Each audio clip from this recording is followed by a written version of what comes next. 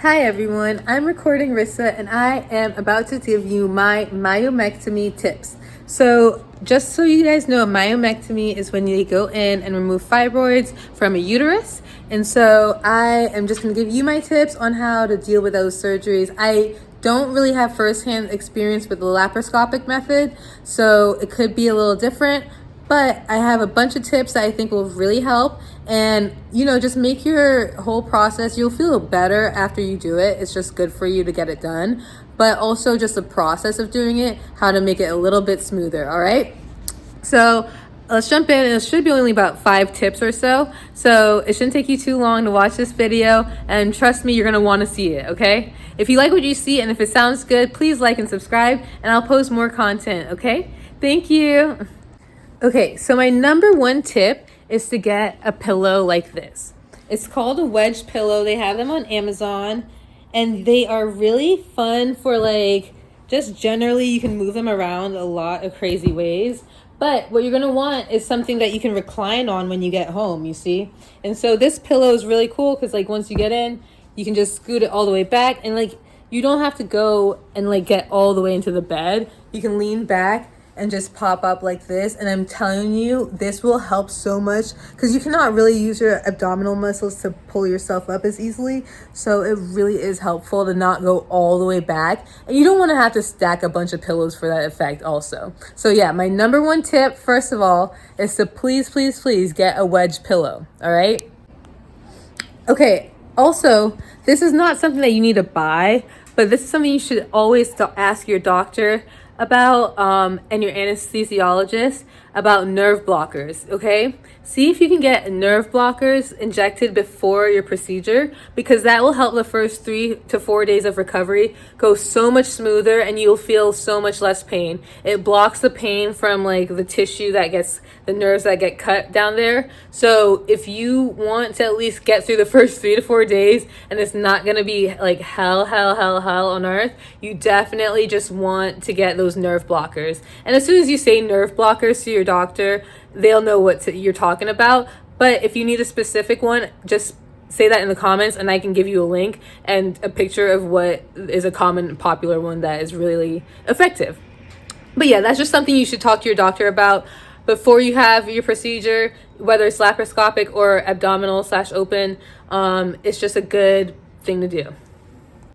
And trust me, on the pain management front, it makes a huge difference. Not like I would know from the painful side because I've only had it with the, I only know about the process with the nerve blockers. But I feel like without it, the stories I've heard, it's pretty horrific. So yeah, just keep that in mind. A lot of people swear by it and I know I too attest by that as well.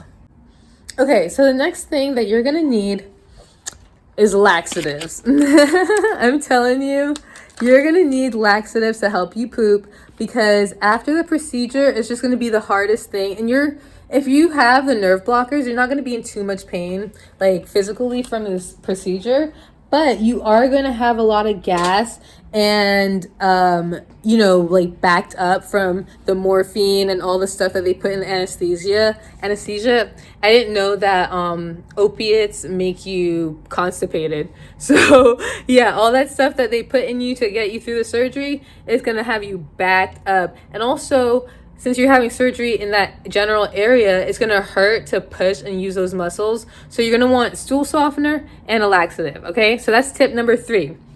Get you a laxative. I'm serious though.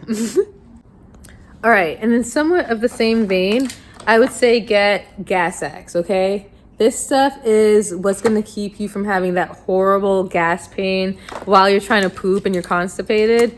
This will at least give you a little bit of relief. They're chewable, so you just go, and it's really a game changer. It's over the counter. All right, so this is tip number 4. And I'm telling you, you're not going to want to be in pain in any way, shape, or form because you're already going to be so sore. So you're going to try to do everything to mitigate that pain, right? So I'm telling you, gas pain is no joke. And even just from being intubated, you can get gas that way. And you can build up gas in your shoulder areas. So it's very, it's important to just get it out. For me, it helped me burp before I could actually pass gas from my butt. And then before I could poop as well. So it really helped just like ease the pain of constipation while I was trying to get the laxatives to work.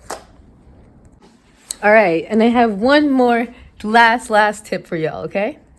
Okay, so my final suggestion and my final tip is going to be to get the CVS body wash. And it's not just any body wash, it's going to be their antiseptic body wash. I'm going to put a picture right here so you guys can see what I'm talking about. It's a must-have, like post-surgery. That's what I use to shower, just to make sure the area is clean and my whole body is clean and my belly button's clean. The same stuff that you use to like wash before your surgery, it's the same stuff after. I just think it's great. Like, and the CVS one is the same stuff as the Hebicins. I don't know how you say Hebiclens, but it's cheaper and like works just as well and smells good too. Like it smells cleaning, so that's really nice. But yeah, that's my last tip. Just get that because it'll help you stay like clean and not infected. So far, that's like my experience.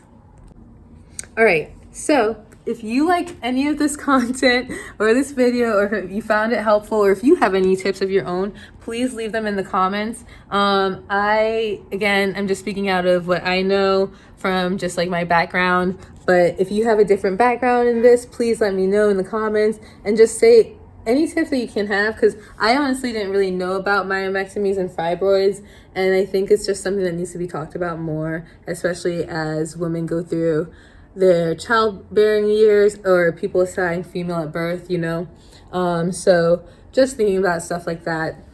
But yeah, thank you anyways for stopping by this channel. I'm recording Rissa. If you like the content, please like and subscribe. I'll just try to make as good of content as I can. And yeah, stick with me on my recovery journey too.